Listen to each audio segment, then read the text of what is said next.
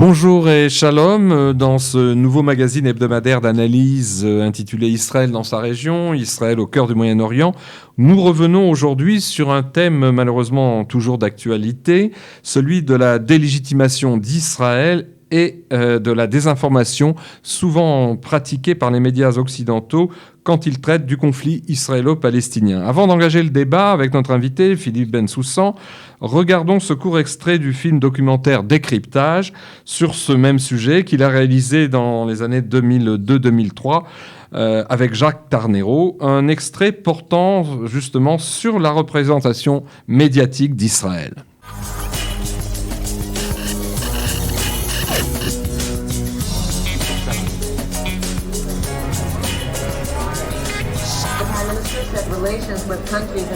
J'ai fait plusieurs pays, y compris des zones de conflit. Je n'ai jamais vu autant de journalistes au mètre carré. Alors évidemment, comment expliquer cela? On peut avoir des opinions divergentes. Je suppose que cette espèce de bousculade comparable au métro de 6 heures joue sur la façon dont on rend compte. Parce qu'évidemment, on est dans un cadre concurrentiel et si le concurrent a écrit quelque chose que vous n'avez pas écrit, que vous n'avez pas perçu, à un moment ou à un autre, vous êtes sous la pression de ce qu'il a écrit, et inversement. Un seul chiffre. Au cours de la première année de la première intifada, donc de décembre 87 à décembre 88, il y avait sur 5700 km² de territoire palestinien, ce qu'on appelle la Cisjordanie et Gaza, c'est-à-dire à peu près un département français, il y avait à l'époque plus de correspondants étrangers, c'est-à-dire 800, que sur l'ensemble du continent africain. 56 États souverains, une guerre d'extermination à l'époque au Soudan, un véritable apartheid, plusieurs guerres avec des centaines de millions de personnes, avec une maladie épouvantable, une pandémie, le sida, mais ça n'intéresse pas beaucoup. Alors avec nous aujourd'hui dans le studio Kalita pour parler de ce traitement médiatique biaisé concernant Israël, Philippe Bensoussan. Philippe, vous êtes cinéaste, réalisateur et producteur de films et vous avez fait il y a quelques mois, vous avez refait votre alliance en Israël avec votre épouse et votre fils pour vous installer à Jérusalem, mais vous êtes surtout fait connaître quelques années en tant que co-réalisateur de ce film documentaire Décryptage qui analysait en détail les rouages de l'Israël bashing et de la délégitimation d'Israël dans les médias français et européens. Alors, ma première question pour entrer dans le vif du sujet, c'est de vous demander qu'est-ce qui vous a poussé, donc presque quelques 2 décennies, 17-18 ans, à réaliser vous-même, aux côtés de l'analyste et polémiste Jacques Tarnero, ce film Décryptage. Il faut reprendre les choses dans leur continuité historique. Je me souviens du premier jour de Rosh Hashanah 2000, ou la veille du premier jour de Rosh Hashanah 2000, où l'intifada saurait démarrer par la montée de Ariel Sharon sur le mont du Temple. Puis, c'était la thèse officielle. C'était la thèse officielle. Puis le deuxième jour, je me souviens, à la fin de la fête, on a allumé la télé et on a vu le petit Mohammad abattu face à un mur. Et ça a été un choc terrible parce qu'on a dit non, c'est pas possible. Israël n'est pas capable d'avoir flingué un enfant face à un mur comme s'il avait été fusillé. Mohamed El-Doura, le fameux. Petit Mohamed El-Doura sur le fameux reportage de Charles Ondarlin.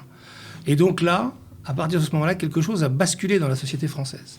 C'est-à-dire que tout d'un coup, nous, qui avons cette empathie collée au corps pour Israël, ont été désignés comme les méchants, les nouveaux nazis, les nouveaux fachos. Les tueurs. Nous, anciens militants de gauche, nous qui avons aidé à construire Touche pas à mon pote avec Julien Drey, avec des gens comme ça, on était tout d'un coup rentrés dans le camp des méchants. Et nous étions devenus les nouveaux fachos. Et on était hyper mal. C'est-à-dire qu'on considérait que cette humeur française où petit à petit on recommence à brouiller des synagogues en France, où on criait mort aux Juifs en 2000 à la place de la République, quelque chose qui n'était pas arrivé depuis la guerre, c'était quelque chose qui nous touchait intimement à Jacques et moi. On ne se connaissait pas. On avait envie de réagir tous les deux. On s'est rencontrés un peu par hasard et on a réussi à monter ce film parce que c'était pour nous une espèce de bulle d'oxygène, de faire exploser ce récit falsifié des choses. Alors justement, ce documentaire long métrage d'analyse, une analyse critique d'un genre assez nouveau à l'époque et même inédit, qui démontrait et exposait au grand jour les mécanismes pernicieux et les causes de la désinformation des médias occidentaux, et notamment français, à l'égard d'Israël. Ce film a été assez bien distribué en France, dans certaines grandes salles de cinéma, pas seulement à Paris, mais en province. Il a été distribué dans une seule salle de cinéma à Paris. À Paris, mais Après, en province. Il a réussi à faire quand même une tournée en province. Ça n'a pas été facile, mais on a réussi à faire tout un tour de France et qui, à chaque fois, a créé des événements. Alors, ça, vous allez nous en parler, ça a remporté un certain succès, mais ça a aussi suscité, dans certaines salles, l'opposition de gens qui, après, venaient pour régler leur compte avec Israël. Et puis aussi, ça a suscité d'acerbes polémiques dans le milieu journalistique. Absolument. L'intérêt du film, et c'était ça, c'était que même si c'est toujours le même positionnement, y compris par rapport aux téléjuifs ici, tout ça, notre but, notre cible, c'était pas la communauté juive, tout en sachant que c'était que la communauté juive qui allait venir. Et globalement, la communauté juive s'est déplacée en masse. On a fait quand même 70 000 entrées sur une seule salle. À Paris. À Paris, ce qui est quand même colossal. C'est-à-dire qu'en termes de ratio, la première semaine, on a battu Harry Potter. Et pourquoi ? C'est-à-dire que tout d'un coup, tous ces juifs de France qui étouffaient dans ce discours permanent, en regardant leur télé, ouais. devant la télévision, ils sont venus, ils ont fait la queue. Des jours et des jours, il y avait la queue. Et il fallait être protégé, il fallait faire plein de choses pour que la sécurité soit respectée. Puis après, on est parti en tournée. En tournée, on a eu le droit à tous les comités palestiniens qui nous attendaient. Dans les villes de province. Dans les villes de province. À chaque fois, on avait le droit à des incidents, voilà. Alors, il a fallu discuter de façon véhémente, parfois. Mais à chaque fois, ça a créé des événements locaux. Et du coup, on a même eu le droit à la visite de Libé et de Florence Obnas, qui est venue faire un reportage sur nous pour comprendre c'était un phénomène, en fait. Oui, quelle était cette tribu de juifs qui n'étaient pas heureux en France et qui ne comprenaient pas pourquoi ils se précipitaient pour aller voir un discours autre que celui qui était diffusé toute la journée. Un décryptage, c'est qu'il les remettait enfin dans une compréhension au lieu de ces impasses de critiques dont vous parlez tout à l'heure. C'est-à-dire, globalement, il y avait un discours tellement faux. Moi, j'ai eu l'occasion d'aller à Strasbourg dans une projection où il y a un journaliste qui m'a dit « Mais enfin, vous ne pouvez pas nier qu'Israël a envahi le royaume de la Palestine en 1948. » Le mec est journaliste, il est cultivé, voilà. Et donc, c'était que ça. C'est-à-dire que cette histoire est battue sur un mensonge. Ils reprennent le récit le narratif arabe. Narratif arabe. Et ils ne peuvent pas entendre le narratif historique. Je ne dis pas qu'il n'y a pas un narratif israélien, mais le narratif historique, repartir sur des bases historiques. Ou les faits historiques, pas le narratif. Absolument. Alors, l'une des analyses parmi les plus pertinentes de ce film consiste à démontrer, avec documents et commentaires à l'appui, d'ailleurs vous avez interviewé toutes sortes de spécialistes, comment le traitement journalistique français, spécifiquement français, du conflit israélo-palestinien repose sur ce qu'on pourrait appeler une double projection inversée, une sorte de théâtre d'ombre, qui présente ce conflit complexe en mettant en scène sans cesse les Israéliens, comme vous venez de le dire, eux-mêmes en partie descendants des victimes ou des rescapés de la Shoah, comme les nouveaux bourreaux des Palestiniens. Et ça, c'est, disons, l'un des axes du film. La France n'a toujours pas digéré son passé colonial. La France, une partie de la gauche française ne digère toujours pas la guerre d'Algérie et son passé colonial de colonisation de l'Algérie. Et conséquence, on veut faire passer Israël pour l'Algérie. Mais je veux dire que les gens qui partaient d'Algérie, eux, ils pouvaient bouger, aller ailleurs. Ici, les Juifs, ils n'ont pas d'autres endroits où bouger. On connaissait. Et en plus, c'est le retour à leur pays. En plus, le problème, c'est que non seulement ils sont envahis personne, mais ils sont juste de retour sur leur pays. Mais ça, pour ça, il faut connaître l'histoire depuis très longtemps. Et ça, c'est pas possible. On ne peut pas expliquer cette histoire de 3000 ans en 2 mots. Ce qui fait qu'on est toujours sur des bases totalement fausses. Et donc, il y a une culpabilité par rapport à la guerre d'Algérie. À la guerre d'Algérie et une culpabilité par rapport à la Shoah. Et donc là, on arrive à renverser les rôles. Et on arrive à faire dire que les Israéliens sont des nazis, que les victimes sont venues des bourreaux. Ça, c'est le grand thème de Saramago, de Morin, d'un certain nombre d'intellectuels qui se sont emparés de ça.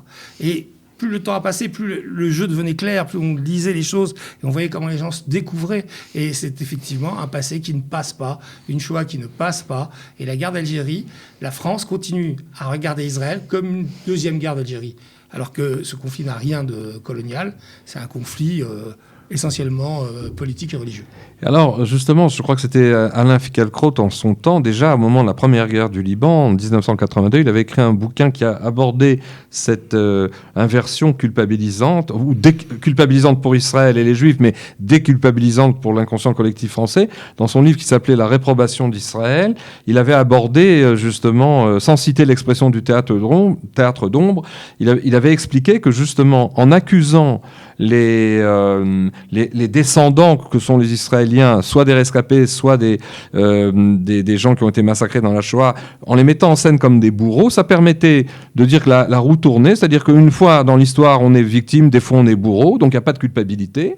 Et puis, en plus, ils sont coupables, non pas vis-à-vis d'hindous ou de gens d'Amérique latine, ils sont coupables contre des Palestiniens que dans l'inconscient collectif français, on assimile au monde arabe, à tort ou à raison, alors que c'est très différent, les Palestiniens d'ici, du Maghreb ou de l'Algérie. Mais en tout cas, tout d'un coup, ça permettait aussi, c'est ce que disait Finkielkraut, et ce que d'autres ont répété ensuite, c'est que ça permettait d'évacuer une double culpabilité, comme vous le disiez, la culpabilité de la guerre d'Algérie et la culpabilité de la collaboration du régime de Vichy, qui a finalement aidé à l'extermination de 75 000 juifs français qui sont parvenus des camps. Et donc il y a là une espèce de ce que les psychologues appellent une scotomisation. En accusant les Israéliens, on se dédouane de ces deux traumatismes. Et ça joue encore aujourd'hui. Est-ce que c'est prégnant encore ? Ça reste prégnant. Vous le dites beaucoup mieux que moi, mais ça reste prégnant. Bon, alors on va regarder justement pour ceux qui l'ont dit encore mieux, ce sont les gens que vous avez interviewés dans le film. On va regarder un second extrait d'un chapitre de ce film qui est d'ailleurs très bien organisé en différents thèmes. Et le début du chapitre qu'on va voir, ça s'appelle « La Palestine dans le miroir de la guerre d'Algérie ». En France, il y a eu un retour là sur la guerre d'Algérie. Un retour sur les tortures, les déclarations du général Ossarès et toute cette controverse qu'il y a eu dans la presse française. Or, elle est concomitante, cette critique, ce regard critique sur le passé algérien, de l'intifada ici. C'est-à-dire que on se rend compte que nous, Français, on a été vraiment des ordures dans le traitement des Algériens à qui on mettait des électrodes et qu'on coupait en morceaux, etc. Et aujourd'hui, ceux qui font ça, ce sont les Israéliens. Donc il y a une sorte de canalisation, en quelque sorte, de ce retour sur le passé, sur la critique vis-à-vis d'Israël. Et c'est très flagrant, c'est très évident, notamment dans toutes ces comparaisons. Sharon ou Barak, c'est Guy Mollet, les Algériens et les Palestiniens, c'est la même chose, les tortures, c'est la même chose, le Shin Bet, les services secrets israéliens font des tortures comme faisaient les Français, etc. Ce discours-là se poursuit encore jusqu'à aujourd'hui et explique comment une partie de cette gauche se trouve alliée, non pas en Palestine, mais en Algérie, avec les islamistes du fils et cherche par tous les moyens à les dédouaner de leurs pires crimes. C'est là où les choses deviennent intéressantes, c'est que cette bataille d'Algérie qui se déroule sur le plan idéologique en France depuis des années est un lever de rideau de cette nouvelle bataille du Proche-Orient. L'imaginaire politique français contemporain se nourrit d'une double dette, celle de Vichy, à laquelle s'ajoute celle de la guerre d'Algérie. C'est dans le conflit judéo-arabe, israélo-palestinien, qu'elle va trouver sa double représentation. Alors, Philippe Bensoussan, après cet extrait qui résume le faux prisme de lecture du conflit israélo-palestinien au travers de la guerre d'Algérie, 2 décennies après, puisque ça fait presque 20 ans que vous avez tourné ce film, ça vous a pris quand même du temps, notamment en Israël. Pensez-vous que cette thématique pernicieuse, donc de ces fausses grilles de lecture de la presse française et de certains intellectuels français, a aujourd'hui toujours valable ou a un peu changé, ou bien cette grille continue de se manifester dans le traitement des médias français, européens, occidentaux concernant ce conflit? Qu'est-ce qui est toujours valable et qu'est-ce qui serait au contraire nouveau? Je pense que globalement c'est toujours valable, mais depuis, il s'est ajouté un nouveau facteur, c'est la présence de l'islam radical dans nos sociétés. C'est-à-dire que quand on a tourné en Europe, en France, en Europe, et même dans le monde entier, lorsqu'on avait tourné ce film, l'islam radical. Et il y avait un début de Daesh, c'était l'époque où il y avait encore Ben Laden n'avait pas encore commencé à fonctionner. C'était un peu, on a tourné au moment du 11 septembre en fin de compte, voilà exactement. C'était 11 septembre 2001. Et quand on a fini le film, on hésitait Jacques et moi à terminer par les images du World Trade Center. On se demandait si c'était pas trop. Des deux tours qui s'écroulent. Les deux tours qui s'écroulent comme fin, comme espoir ou comme signe symbole alarmant. Et beaucoup de gens nous reprochaient en disant non, mais vous êtes fous de finir là-dessus. Et je crois qu'on a eu un petit peu raison trop tôt parce que 2 ans, enfin non pas 2 ans, quelques années après, il y avait le Bataclan, il y avait Charlie Hebdo, il y avait tout ce qu'on vit actuellement. Et donc, la société française a quand même bougé énormément sur ses bases par rapport à cette nouvelle influence en Europe. Et je me demande même si on devait refaire ce film, si on pourrait le sortir sans de très grosses conditions de sécurité. Et vous voulez dire que ce serait presque impossible de le refaire aujourd'hui? Je pense que le cinéma serait très en danger quand même.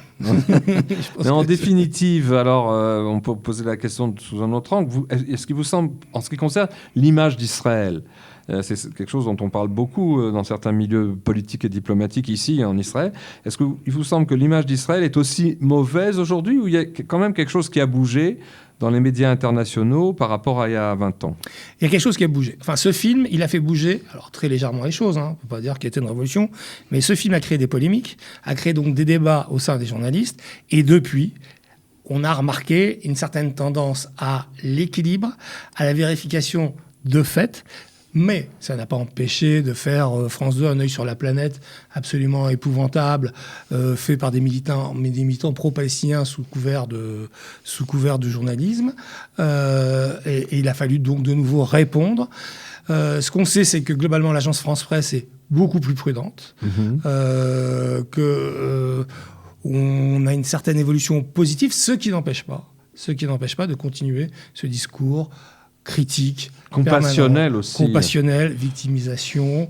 Oui, ce qu'avait dit Amadou, elle avait dit le regard occidental et notamment français, c'est une victimisation des Palestiniens systématique pour culpabiliser les Juifs. Exactement. C'est-à-dire qu'il y a une certaine autisme dans la façon dont on raconte les faits. Quand on raconte ce qui se passe à Gaza, ce qui se passe à Gaza est parfois horrible. La misère à Gaza, elle est réelle.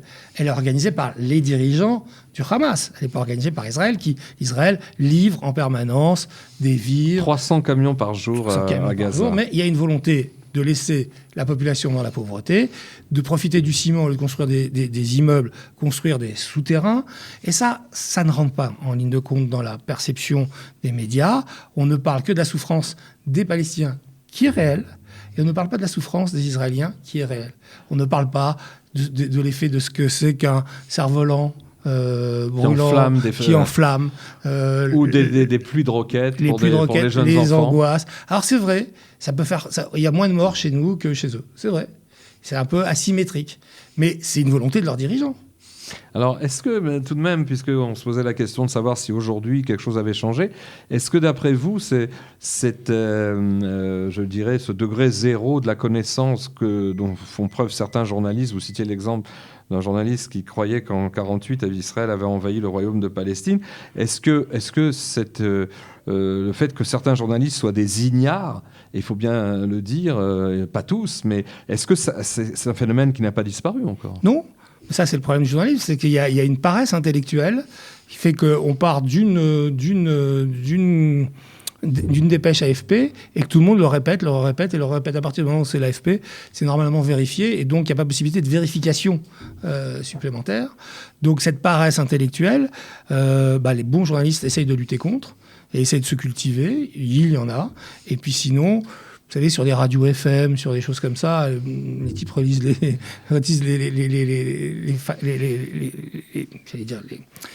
les urgents AFP et ne vont pas plus loin. Et donc, c'est ça le plus difficile. Ben là, vous avez interviewé plusieurs correspondants, et notamment l'ex-correspondant du monde.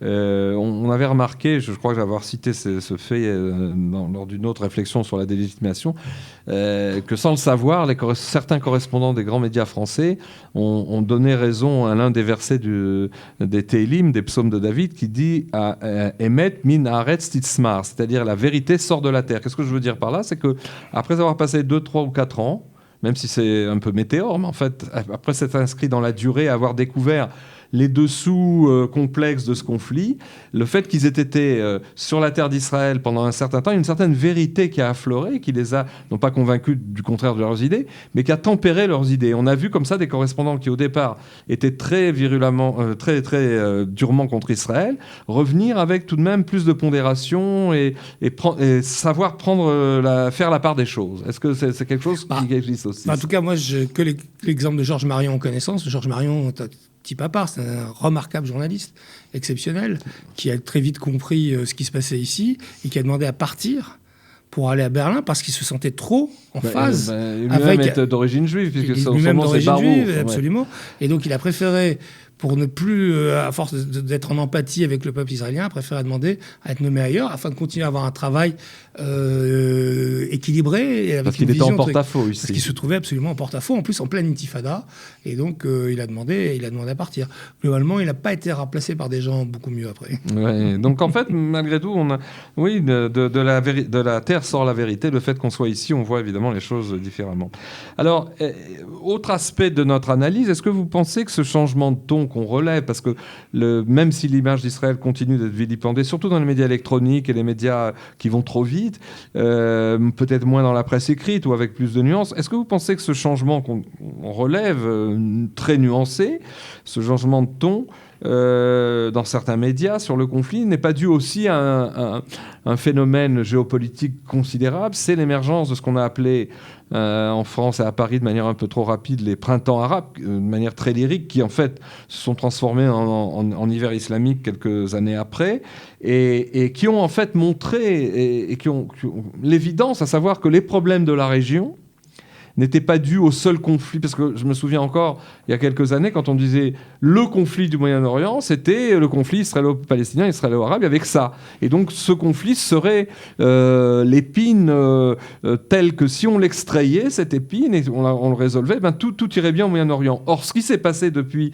2011, et ça c'est une évidence, c'est qu'on peut-être les rédactions en Europe et ailleurs ont découvert qu'au Moyen-Orient, qu'à Dieu ne plaise, si Israël n'existait pas, il y aurait des conflits très très durs et qui n'ont rien à voir avec l'existence d'Israël. L'opposition sunnite-chiite qui a explosé, qui remodifie totalement les cartes, qui redistribue les cartes, change effectivement peut-être ce regard sur Israël fauteur de troubles. Et il y a aussi peut-être le fait, comme on le sait, que ce qu'ont remis en cause ces printemps arabes, ces révoltes qui ont été récupérées par les islamistes, que ce soit en Égypte ou dans tous les grands pays comme la Syrie et l'Irak, on le voit bien aujourd'hui, ou le Yémen, c'est que finalement, il y a eu une sorte d'explosion qui était due au fait que les grands États arabes, entre la Première et la Seconde Guerre mondiale, puis surtout après la Seconde Guerre mondiale, ces grands États ont été créés de manière abstraite et arbitraire et ne correspondaient pas aux réalités ethniques, religieuses qui aujourd'hui explosent. Et donc ça donne quand même à réfléchir aux journalistes. Probablement. Je pense qu'effectivement l'exemple des Kurdes, c'est quelque chose qui effectivement fait réagir. Si les Kurdes ont droit à leur terre, à leur liberté et à leur terre ancestrale, pourquoi les Israéliens, les Hébreux n'auraient pas le droit de revenir sur leur terre ? Alors, si vous deviez faire un nouveau décryptage, vous avez fait allusion à ça en disant que ce ne serait pas évident, en tout cas pour le projeter dans des salles, ce serait très périlleux en France, mais en tant que producteur, réalisateur, si vous deviez faire un nouveau décryptage actualisé, traitant des mécanismes de la désinformation d'aujourd'hui, de quoi vous parleriez dans cet éventuel documentaire bis ? Plus que sur la désinformation, parce que ce serait vraiment une redite, moi j'aurais plutôt aimé adapter les travaux de Georges Bensoussan, ou des gens comme ça. Historien. historien, mais quelqu'un le fait très bien d'ailleurs. Il y a un film de Georges Benayoun qui va bientôt sortir, qui va être à la télévision, sur l'antisémitisme, qui a suivi la communauté juive de Toulouse pendant quelques années après le meurtre de Hazara Torah. Voilà, c'est un travail comme ça qu'il faut faire. C'est-à-dire que maintenant, il faut faire un travail d'explication au quotidien. Et justement, enfin, je veux dire, la France est quand même le seul pays au monde où il y a eu 11 personnes tuées parce qu'elles sont juives en ces 10 dernières années. Quoique les États-Unis sont en train de rattraper. Les États-Unis commencent à remonter vite. Mais enfin voilà, il y a quand même un vrai questionnement et on est obligé d'en tirer les conséquences. Alors donc, en vous écoutant, on arrive à la conclusion que si vous deviez refaire quelque chose, ce ne serait pas, comme dirait l'autre, un discours sur le discours, c'est un discours critique sur les contenus médiatiques, chose que vous avez faite, qui correspondait il y a 20 ans, mais ce serait plutôt une analyse de fond sur les phénomènes en France. J'essaierai plutôt de nommer les choses qu'on ne veut pas faire à la télévision. C'est-à-dire qu'on ne peut pas le faire parce que ça crée des conflits avec une partie de la société française, parce que la gauche n'a pas réglé ses démons avec les juifs, parce qu'il faut être extrêmement policé. Et l'avantage de faire un film... C'est pour ça qu'on tenait absolument à faire un film et pas une émission de télé. C'est une émission de télé, vous êtes en coproduction avec une chaîne de télévision. Donc elle va intervenir sur le contenu éditorial. Quand vous faites un film et que vous avez un distributeur et une productrice comme Sophie Dulac, qui est une femme extraordinaire, qui vous soutient jusqu'à la fin, vous dites exactement ce que vous voulez. C'est un propos critique, c'est votre propos et vous en tirez toutes les conséquences. Que vous ayez dit des choses bien ou pas bien, vous en prenez vos propres conséquences. Et l'idée, c'est justement de casser ce politiquement correct. Nommer les choses qu'on ne fait pas, dire les choses, les montrer. Et ça, c'est impossible à la télévision française. C'est pour ça qu'à chaque fois qu'on essaie de monter des documentaires, si on va aller les présenter sur Arte, c'est impossible. Si on veut les présenter sur quoi que ce soit, c'est impossible. Je vois qu'Yves Roy a fait un film que j'aurais aimé faire. Il n'est distribué par personne. Il est avec sa bobine. Il va faire le tour de toutes les communautés. Il va le montrer. Bon, voilà. Bravo. Alors maintenant, il y a un espoir, hein, c'est qu'on n'ait plus besoin de passer par les salles de cinéma. C'est-à-dire que la diffusion comme avant dans des salles de cinéma, c'est terminé. Maintenant, il y a des plateformes. On peut faire de la e-distribution. Donc j'espère que d'ici quelques temps, on arrivera à trouver des diffuseurs qui accepteront, comme ça pourra toucher des cœurs de niche, spécialement sur leur télévision, sans avoir à passer par des problèmes de sécurité avec de diffusion. Chacun ira, s'abonnera. Sur les réseaux, notamment. Que ce soit sur les réseaux, mais enfin, plus que les réseaux, si on veut faire un film d'1h30, il faut que ça soit long. Et donc, il faut pouvoir peut-être s'appuyer sur des distributeurs, Amazon, Netflix. Alors maintenant, vous qui étiez en Israël il y a quelques temps, vous êtes reparti pour des raisons professionnelles en France. Et puis maintenant, vous êtes revenu sans doute définitivement vous installer.